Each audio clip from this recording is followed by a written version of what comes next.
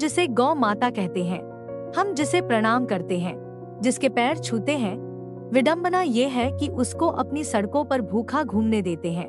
हमने उसके नाम पर एक टैक्स भी लगाया है, गौ उपकर, जो चुपचाप हमारे शराब के बिलों, टोल टिकटों, बिजली के बिलों और वाहन पंजीकरण में छिपा हुआ है। हर बार जब हम भुगतान करते हैं तो हमें बताया जाता है कि यह उनकी सुरक्षा के लिए है, लेकिन बाहर कदम रखते ही सच्चाई आईने की तरह सामने आ जाती है। वही पवित्र गौ माता सड़क के बीचों बीच खड़ी है, उसकी पसलियां दिख रही हैं। वह घास की बजाय कचरे से प्लास्टिक चबा रही है। हम उसे दिव्य कहते हैं, फिर भी उसे जहर खिलाते हैं। यह भक्ति नहीं, यह राष्ट्रीय कपट है। लुधियाना में आधिकारिक रिकॉर्ड बताते हैं कि 2025 तक लगभग 20 करोड़ रुपए का गौ उपकर फंड खर्च नहीं हुआ है। यह वह धन है जिससे दर्जनों गौशालाएं बनाई जा सकती है या उच्च जोखिम वाले राजमार्गों पर बाड़ लगाई जा सकती है। और फिर भी गायें अभी भी खुलेआम घूमती हैं और लोग मरते हैं। सबसे अधिक दुखदायी घटना लोक गायक राजवीर जवंदा की हुई, जिन्होंने आवारा पशुओं से टकराकर अपनी जान गंवा दी। पंजाब के गौरव की एक आवाज जो एक अंधेरी सड़क पर खामोश हो गई। हमने शोक मनाया, हमने ट्वीट किए और फिर आगे बढ़ गए, जबकि सड़कें वैसी ही रहीं, जानलेवा और उपेक्षित। नागरिक आंकड़ों के अनुसार पंजाब में आवारा पशुओं से होने वाली दुर्घटनाओं के कारण लगभग हर 3 दिन में एक व्यक्ति की मौत होती है। पंजाब में वसूले जा रहे काऊ सेस का पैसा आखिर कहां जा रहा है और कैसे खर्च किया जा रहा है?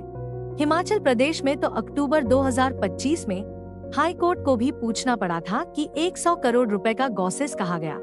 शराब, बिजली और ईंधन से वसूला गया, फिर भी गायें अभी भी हाईवे पर सो रही हैं।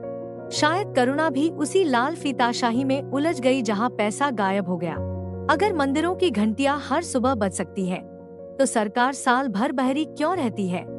उत्तर प्रदेश में सरकार गर्व से दावा करती है कि वह आवारा पशुओं पर हर दिन 7.5 करोड़ रुपए खर्च करती है और 2025 से 26 के बजट में आश्रयों और रिफ्लेक्टिव कॉलर के लिए 2000 करोड़ रुपए का भारी भरकम बजट रखा है। कागजों पर तो यह प्रभावशाली है, लेकिन सड़क पर यह दुखद है, क्योंकि गायें अभी भी वही हैं, दुर्घटनाएं अभी भी हो रही हैं और करदाता अभी भी भुगतान कर रहे हैं। तो सवाल अपने आप उठता है, क्या हम धर्म के नाम पर कोई संरक्षण योजना चला रहे हैं या कोई संरक्षण गिरोह? राजस्थान में जोधपुर बार के एक वायरल बिल ने शराब पर 20% गौसेस का पर्दाफाश किया, जो 2018 से अब तक लागू है।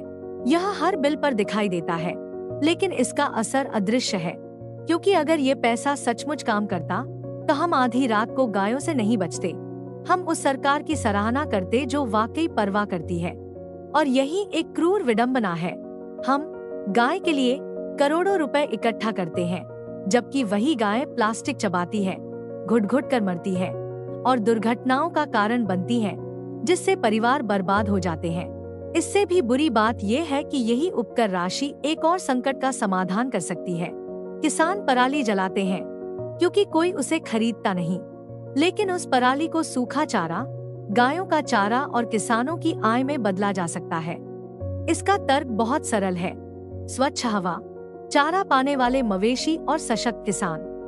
तो सरकार ऐसा क्यों नहीं कर रही है? गायों को प्लास्टिक खाने और किसानों को खेत जलाने क्यों दिया जाए, जबकि दोनों एक दूसरे को बचा सकते हैं? अगर हम चुनावों के लिए डैशबोर्ड बना सकते हैं, तो गौ माता के नाम पर इकट्ठा हुए हर रुपए का हिसाब क्यों नहीं देते?